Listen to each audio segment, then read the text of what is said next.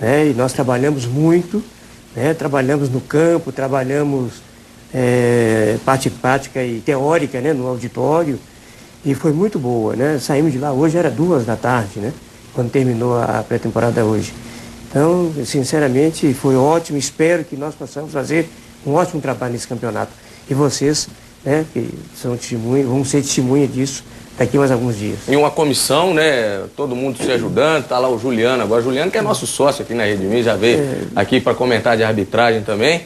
E o Juliano Lopes Lobato, que coordena a Liga Mineira de Futebol, que foi campeã invicta da 21ª Copa Sul-Americana, que foi lá em Rolândia, no Paraná.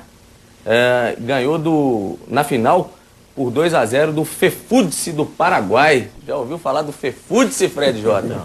Esse aí, você tem a camisa também? Fred Jota que gosta de camisas. Se quiser acrescentar na minha coleção, serei muito agradecido. Tá certo, e foi vice-campeão também do Mineiro, né? O Juliano tá me auxiliando aqui.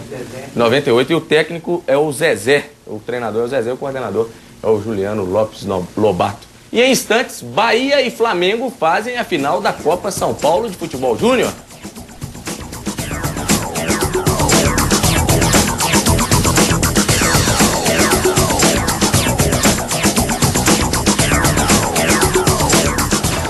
Volta com o meio de campo, falando aqui agora, agradecendo a participação, esperando a participação do telespectador pelo meio de campo, @redeminas.mg.gov.br ou pelo twitter.com/meio de campo, agradecendo o José Francisco Mendes de Montes Claros, que está dizendo o seguinte: olha o que é o torcedor. No Cruzeiro, classificação para a Libertadores é coisa rotineira. Se não for campeão, não serve. É a opinião do José Francisco Mendes de Montes Claros. Deixa eu mostrar aqui agora a camisa. Obrigado aqui, Fernando. Lá em Nova Lima tem um time lá que de futebol de areia. Essa pode ir lá para sua coleção, viu, Fred Jota? É o Moluscos. Aqui, ó. Deixa eu mostrar aqui a camisa do Moluscos. Aqui ou aqui? Aqui. Moluscos Futebol Clube. O time foi fundado em 2001. É o pessoal que joga futebol de areia lá em Nova Lima. Essa aqui é a do Dandan Feroz, que hoje lá no clássico Cruzeiro e Atlético. Aqui, Fernando. No clássico Cruzeiro e Atlético, lá na nossa pelada, lá em Honório Bicar, não foi tão feroz assim, não. O Atlético acabou ganhando de 1-0. Um abraço pro pessoal lá. Jogo duro, 1-0? Jogo duro, 1-0. E falaram que o Atlético nunca perdeu essa pelada lá. E nós convidamos hoje para vir aqui participar do programa o Richarlison. Richarlison, que é polivalente, joga de volante e na lateral esquerda. Hoje, ele está operando a câmera 2 aqui na Rede Minas. Ô, Richarlison, dá um tchauzinho aí pro pessoal de casa. Tá aí o Richarlison operando, nova função, né? Tá aí, tá certo. Falando do Richarlison, espera uma boa temporada do Richarlison esse ano? Nesse primeiro jogo treino, ele, o Jobson, os dois que participaram, né, como titulares. E na pré-temporada, até agora dá para avaliar muito o trabalho físico, né? Então o Richarlison se destacou. Tá sobrando, né? Tá sobrando. E no campo ele também foi bem. Tá orientando ali, tá participando e, acima de tudo, jogando futebol, né? Porque não adianta só falar também, dar a dica, tem que jogar bola também. Tá jogando bem, funcionou como o primeiro volante no jogo de sábado, mas com liberdade para sair, revezando com o Serginho. Aí precisa de muito treino. Vamos combinar com o Domênico Bering, que é assessor lá do Atlético, ver se a gente promove um encontro dos dois irmãos aí, o Richarlison da Rede Minas com o Richarlison do Atlético. E o América foi eliminado da Copa São Paulo de Futebol Júnior. Bahia e Flamengo vão decidir o título da Copinha. No tempo regulamentar, Flamengo e Desportivo Brasil não saíram do 0-0. A decisão foi para os pênaltis. O Desportivo desperdiçou 3 cobranças. O Flamengo fez 3-0 e garantiu a primeira vaga na final da Copa São Paulo de Futebol Júnior. A outra vaga ficou com o Bahia, que abriu o placar com Madison cobrando pênalti. Caleb, batendo bem de fora da área, empatou para o América. O goleiro Matheus segurou a bola por mais de 6 segundos. Tiro livre indireto que novamente Madison converteu. Final, Bahia 2, América 1. Bahia e Flamengo jogam na terça-feira às 10 horas da manhã. E essa decisão você confere aqui ao vivo na Rede Minas. Aposta em quem aí, palpites rápidos dos nossos convidados. Acho que vai dar Flamengo. Bahia. Flamengo. Lembrando que se der Bahia, é o primeiro time do Nordeste a ser campeão da Copinha. Zé. Bahia. Zé aposta no Bahia também. Aliás, é super importante, né, Luciano, essa recuperação do Bahia, né? No mesmo ano que sobe para Para a Série A. A Série A. Decide pela primeira vez a Copa São Paulo. A São Paulo. E o América hoje, o time profissional, fez um amistoso em Varginha, que o América escolheu aí para terminar essa preparação para o Campeonato Mineiro, e empatou em 0-0 com o Cuiabá. Você viu esse time do Cuiabá jogando lá na Toca da Raposa com o Cruzeiro, Sulimar Silva? E deu trabalho, viu, Luciano? É um bom teste? Foi um bom teste? Um bom teste. O Calu está fazendo em Belo Horizonte, para eles não foi problema, né? Realmente foi um bom teste. Primeiro tempo, os dois times titulares, ficou 0-0. Aí já na segunda etapa, 3-0 para o Cruzeiro, mas o time do Cuiabá, lá no Campeonato Mato Grossense, vai dar trabalho. É da Série D e vai disputar a Copa do Brasil, enfrenta o Ceará, salvo engano, na primeira fase. E olha que curioso, no Atlético, como no Cruzeiro, a lateral esquerda não possui um reserva de ofício, mesmo com tantos jogadores no elenco. O Atlético foi o clube que mais contratou para o Mineiro. Mancini, Richarlison e Toró vieram para disputar posição com Serginho, Diego Souza e Renan Oliveira. São 15 jogadores no meio de campo à disposição de Dorival Júnior, para preencher 3 ou 4 vagas. Na minha opinião, eu colocaria Serginho e Richarlison para fechar o meio campo, dando mais liberdade para o Diego Souza e o Renan Oliveira, que tem que se explicar, porque até agora não se explicou com a camisa do Galo. Eu começaria com o que ele está começando, Richarlison, Serginho e Renan Oliveira. Eu colocaria Richarlison, Serginho, Renan Oliveira e Diego Souza ou Mancini. Tem que ver as condições físicas do Mancini para isso. Entre as 10 contratações feitas pelo Galo, Jobson, Magno Alves e Wesley congestionaram um ataque. No grupo são 8 atletas que atuam na posição. Eu acho que o Dorival é inteligente o suficiente, independentemente de qual tipo de jogador. Se não estiver rendendo para o time, tem que ficar no banco e tem que aceitar. No contrato, nenhum jogador aqui está escrito que tem que ser titular todas as partidas do Atlético. Então a titularidade, o lugar no time você busca em campo, com trabalho e produzindo. Todas as posições ganharam reforço, menos a lateral esquerda. Uma lesão de Leandro poderia ser uma dor de cabeça. O grupo está bem formado, acho que se ainda não contratou é porque acredito no potencial do Leandro e acredito que o Richarlison também pode fazer essa lateral esquerda e tem muitos aqui que pode estar ajudando, independente se joga de volante ou de meia. Acho que é importante, eu acho que todo mundo quer jogar. Se tiver que jogar de goleiro ou de lateral ou de atacante, todo mundo quer jogar. E aí? Não é assim, não. Não acho que é assim. Contratou, foram 10 contratações e precisa de uma opção para a lateral esquerda, né? Os jogadores são oferecidos, a gente conversava até antes do programa aqui, né, sobre o Fábio Aurélio, que teria sido oferecido ao Atlético, você me consultava sobre isso e a informação que eu tenho é somente aquela de ter sido oferecido mesmo. Eu acho que o Atlético está à procura de um lateral esquerdo, não encontrou, foi atrás do Júnior César, não deu certo a transação porque o Carpegiani quer o Júnior no São Paulo.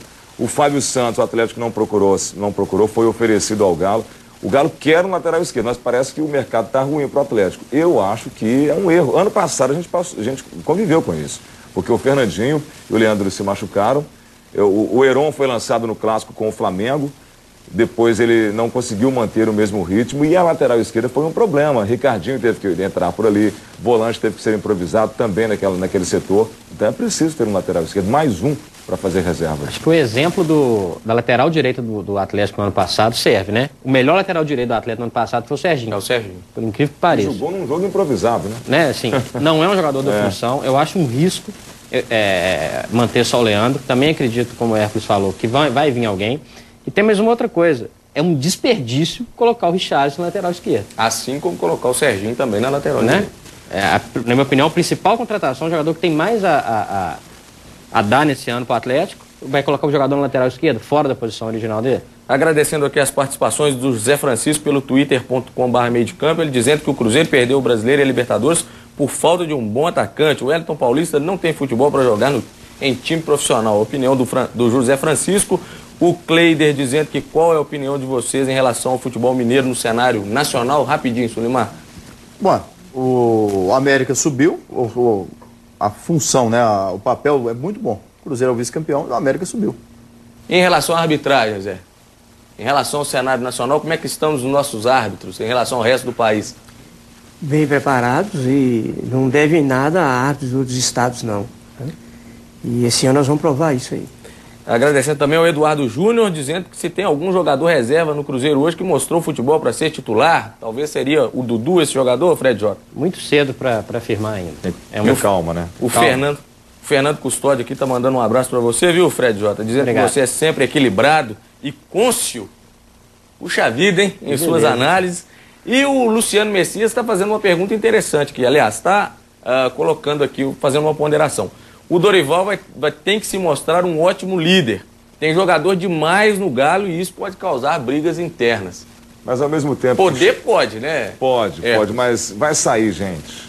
Já saíram, acho que 10 até agora, entre os que não renovaram no fim do ano, entre Obina, Jairo Campos, Fábio Costa, o Diego Macedo não está nos planos. Vai sair mais gente. E o Dorival, ele tem essa personalidade. A gente viu que ele bateu de frente com ninguém menos que o Neymar no ano passado. Então, eu não creio que vaidade vai ser um problema no Atlético. Quem está satisfeito com o Atlético aí, as contratações do Atlético, é o jornalista, nosso companheiro Eduardo Costa, lá da Rádio Itatiaia. Grande abraço para você. Fica veiaco aí, nego, velho. Eduardo tá sempre aí acompanhando o meio de campo. O pessoal da Itatiaia, eu fui lá outro dia participar do programa, todo mundo acompanhando o meio de campo. E vamos voltar a falar do Campeonato Mineiro. Pelo interior, os times se preparam para tentar repetir o feito do Ipatinga em 2005. Uma vez, Alexandre Calil disse que poderia baixar o preço dos ingressos, mas teria consequências. Podemos, é botar R$1 e trazer o sergipano de volta. E olha quem apareceu na Cidade do Galo. Nilson, 30 anos, de onde mesmo? Tô de Sergipe, né? Esse não é o Nilson sergipano que jogou no Galo em 2004, mas é uma das apostas do Guarani para o Campeonato Mineiro. O meia terá a missão de armar as jogadas do atual campeão do Módulo 2. A estreia do Guarani será no dia 30 contra o Ipatinga em Divinópolis. Todas as equipes estão se reforçando. A do Guarani está nesse pensamento de fazer uma grande equipe e fazer um bom campeonato para que nós possamos chegar entre os 4. O atual vice-campeão mineiro tenta repetir a boa campanha do ano passado. O Tigre contratou 7 jogadores para a disputa do estadual. O volante Léo Medeiros, campeão em 2005, volta ao clube após passagens por Flamengo e Botafogo. Outro contratado do Tigre é o atacante Daniel Moraes, revelado pelo América e que passou também pelo Cruzeiro e pelo futebol europeu. A veterana aposta na receita experiência e juventude. A principal contratação da equipe, comandada por Paulo César Catanossi para o Campeonato Mineiro, é o armador Lúcio Bala, de 36 anos, que já passou por Goiás, Cruzeiro e estava no Paysandu. O Tupi será novamente comandado por Leonardo Condé no Campeonato Mineiro 2011. Ano passado, o time de Juiz de Fora foi bem na primeira fase, mas caiu nas quartas de final. Os laterais Levi, ex-Remo, e Felipe, ex-Atlético, e o zagueiro Leonardo, ex-Goiás, Palmeiras e Flamengo, assinaram contrato com o Galo Carijó. O grupo tá bem fechado, o Léo soube escolher bem as peças aí, né? Muitos remanesceram do ano passado e outros chegaram, né? Tomara que essa mescla aí possa dar certo, que a gente possa fazer um belo Campeonato Mineiro. Atual campeão da Taça Minas Gerais, o Uberaba reforçou o elenco para a disputa do Campeonato Mineiro. Um dos contratados, o lateral esquerdo Stanley, disputou a Série C do ano passado pelo Ituiutaba. Bem rapidinho aí, no interior a gente fala nessa baciada que a gente apresentou aqui, ó. Guarani de Divinópolis, Ipatinga, Caldense, Tupi e Uberaba. E esse ano eu achei legal porque eles vão poder decidir em casa, né? Não tem aquele negócio de vender o jogo e vir para a capital em busca de renda e abrir mão do título. Eles, se forem para a decisão, vão jogar em casa. A vantagem é essa. Pro bem do campeonato, pro bem do futebol, né? Se joga a primeira fase com o Atlético, Cruzeiro, América, quem quer que seja lá, por que não vai jogar a decisão? O estágio é bom só para a primeira fase ou para o campeonato? O filé. Pois é. E o Ipatinga, que caiu para a Série C, você acredita que faça um bom campeonato mineiro? Não acredito. Não acredito que vai fazer um bom campeonato, embora muitos jogadores das categorias de base vão para o Ipatinga para poder atuar, mas estou com o Hércules, estou apostando também no Uberaba. E esse Nilson Sergipano lá do Guarani, você é de Divinópolis, você tá, como é que é? Não, trabalhei muito tempo em Divinópolis, vamos deixar bem claro, de Itaúna. Você é de Itaúna, né? Tá certo. Tem rivalidade, Não tem. Não vou saber dizer sobre o Nilson, se é bom jogador, mas vamos ver. O Fred Jota gostou demais a hora que apareceu o Lúcio Bala ali na Caldense. 36 anos. Confesso que eu assustei. Lucenilde. O Lucenilde, exatamente. Mudou de nome, ele fez um processo para mudar, chama Lúcio agora. Agora, não adianta, é um jogador experiente, técnico, agora não adianta ter um jogador desse, né, um elenco desequilibrado, né? Esses times que funcionam por um curto espaço de tempo, se reforçam só para o Mineiro e depois não disputam nenhuma competição, eu não acredito muito num trabalho de continuidade. Então eu fico muito receoso de uma provável boa campanha, de uma boa exibição do Lúcio, por exemplo. Se você arrepiou com o Lúcio, vocês 4 vão arrepiar agora. O Uberaba contratou o Maurinho. Maurinho, lateral direito. Aquele Maurinho. Que já não é mais aquele, né? Que passou pelo Santos, campeão brasileiro em 2002, campeão brasileiro pelo Cruzeiro em 2003. E que depois nunca mais jogou. E como é o futebol? Ano passado, aquele problema da lateral direita do Atlético, chegaram a dizer que o Maurinho poderia ir pro Galo, né? Então tem que ter muito critério quando vai se falar alguma coisa, porque o telespectador não merece, né? Agora, a Caldense, o engraçado é porque chegou a informação em Belo Horizonte que a Caldense não quer divulgar quais foram os contratados, não. Gente, tem a CBF, BID, é só lá no BID da CBF tem o nome do cara. Agora, esses times começaram a se preparar mais cedo, os times do interior. Essa é a primeira vantagem, uma vantagem... Essa vantagem é real, Fred Jota? Eles ganham fisicamente, mas os jogadores estão sendo contratados mais ou menos na mesma época. O campeonato praticamente começando. E a disparidade técnica é muito grande. Então, assim, eu acredito mais numa falta de entrosamento dos grandes que possam prejudicar eles mesmos do que numa grande preparação dos clubes do interior. Mas a zebra tá aí, hein? A zebra tá aí.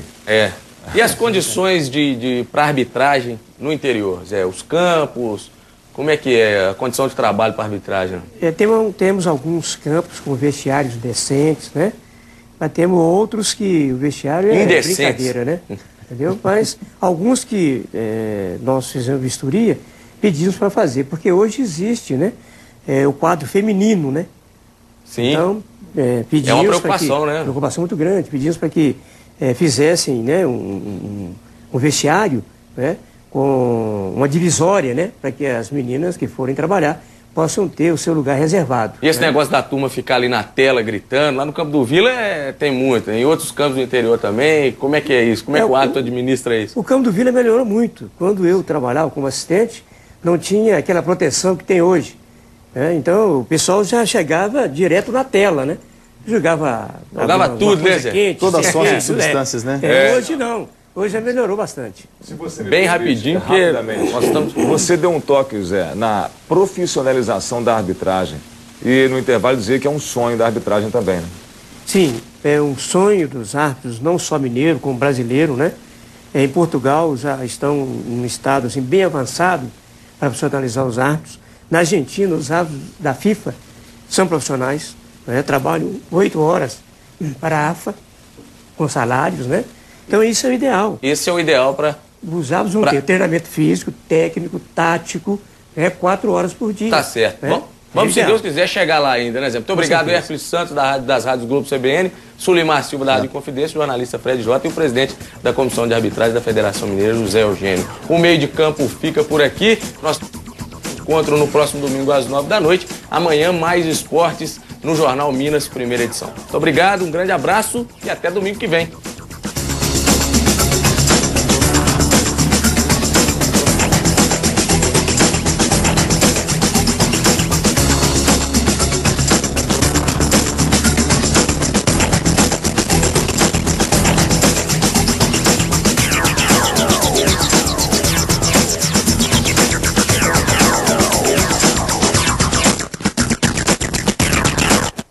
Meio de